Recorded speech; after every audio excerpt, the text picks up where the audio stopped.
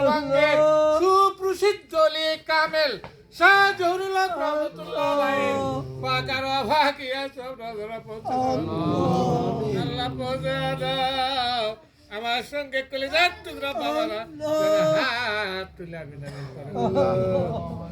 আল্লাহ তাদের পিতা মাতা নানা নানি খালা খালু দাদা দাদি চোদ্দ খান্দান অন্ধকার করে শুয়ে আছে অন্ধকার বাড়িতে শুয়ে আছে মাবুদ আল্লাহ তাদের অন্ধকার বাড়িখানা তুমি ফুল বাগান বানায় আল্লাহ যারা হাত তুলে আমিন আমিন করে মাওলা আল্লাহ তাদের আপন আপন চোদ্দ